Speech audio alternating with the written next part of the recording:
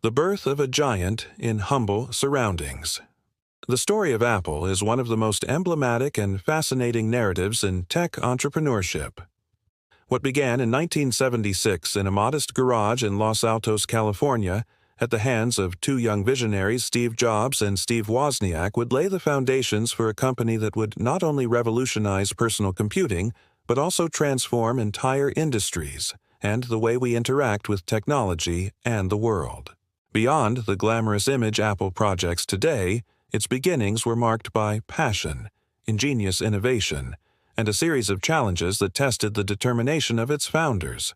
This script will explore Apple's humble beginnings, the creation of its first computer, and the obstacles overcome on the path to becoming the global tech powerhouse it is today. The seed of revolution. Friendship and vision. Before Apple existed, there was an unlikely friendship and a shared vision. Steve Jobs, the visionary and the salesman. Jobs with his charisma. His vision of how technology could integrate design and user experience, and his unwavering belief in the potential of personal computers was the driving force behind the concept of Apple as a company. His ability to perceive what people would want before they even knew it was fundamental. Steve Wozniak, the engineering genius. Wozniak, a brilliant and self-taught engineer, was the technical mind. His passion for building and designing hardware, combined with his ability to do so simply and cost-effectively, was crucial. He was responsible for designing Apple's first computer. The Homebrew Computer Club. Both were members of the Homebrew Computer Club, a group of computing enthusiasts in Silicon Valley. This club was a breeding ground for ideas and innovations, and it provided a forum where Wozniak could share his designs and receive feedback. The idea of an accessible personal computer. At the time, computers were large, expensive machines, accessible only to large companies and universities. Jobs and Wozniak shared a vision of making computers small, affordable, and easy to use for everyday people. The Jobs Garage and the birth of the Apple. The garage has become a mythical place in Apple's history, although the reality might have been a bit less romantic than the legend suggests. Apple's garage, Apple Inc.'s first official headquarters, was the garage at Steve Jobs' parents' house in Los Altos. While it wasn't where most of the computers were physically built, much of the design and circuit board assembly work was done in Jobs and Wozniak's bedrooms. It was the operational center for the nascent business, the place where orders were received and the first assemblies were carried out. The Apple. Why? A kit for hobbyists. The Apple I, launched in 1976, was not a complete personal computer as we know them today.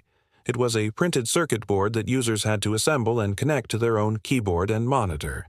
It sold for $666. Wozniak simply liked repeating digits. Initial success. Although only about 200 units of the AppleI were produced, it was a hit among Homebrew Computer Club enthusiasts and other computer hobbyists. It demonstrated that there was a market for assembled and functional personal computers. The first major sale. The first major sale of the AppleI was to Paul Terrell, owner of the Byte Shop computer store, who ordered 50 units, driving the initial production. The initial challenges: funding, production, and competition. Despite the technical ingenuity and vision, Apple faced significant obstacles in its early years. Lack of capital. Jobs and Wozniak didn't have much money.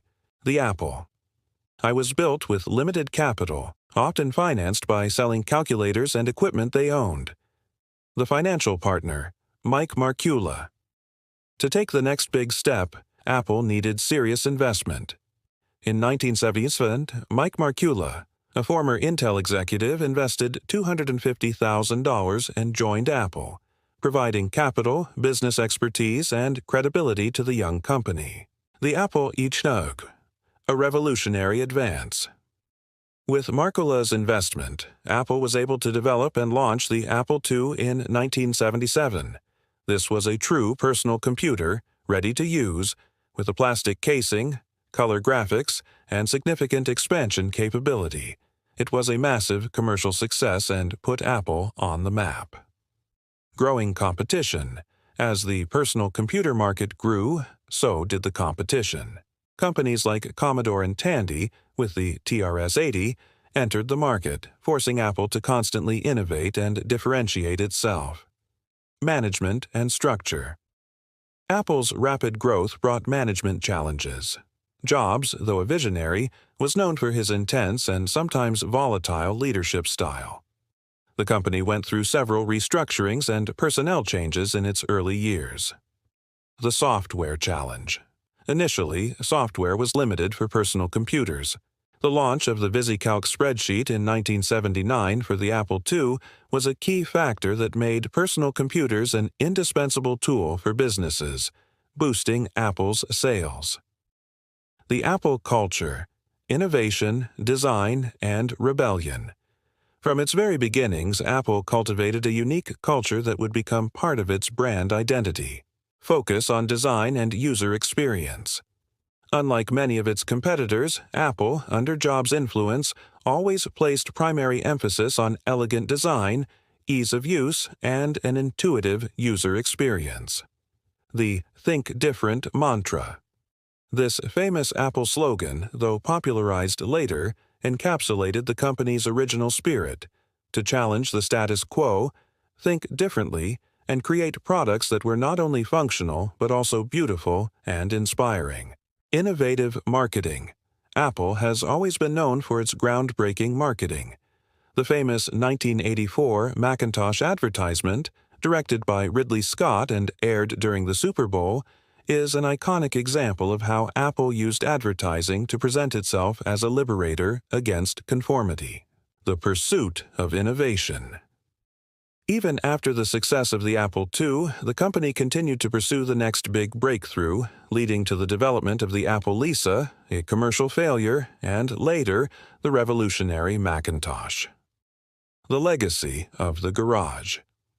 The Jobs garage, where it all began, represents more than just a physical place. It is a symbol of innovation. The garage has become a symbol of Silicon Valley tech startups, a reminder that world-changing ideas can emerge from the most humble of places. Inspiration for entrepreneurs. The story of Jobs and Wozniak inspires countless entrepreneurs to follow their dreams, even with limited resources, and to believe in their ability to create something new and transformative. Foundation of a global corporation. What began in that garage laid the groundwork for one of the world's most valuable and influential corporations, with products ranging from personal computers and smartphones to software and digital services. From vision to global impact, the story of Apple is a saga of vision, ingenuity, and resilience. From the modest garage where Steve Jobs and Steve Wozniak assembled their first computers to becoming a global force that defines modern technology, Apple's journey is marked by the audacity of its founders. They overcame initial challenges of funding and competition, always maintaining an obsession with design, simplicity, and user experience. The garage is not just a reminder of their beginnings, but a lasting symbol of how a disruptive idea, fueled by an unwavering belief in the power of technology to empower people, can change the world. Apple didn't just give us computers, it gave us a different way of thinking, creating, and interacting with the future. And it all began, quite humbly, in a garage.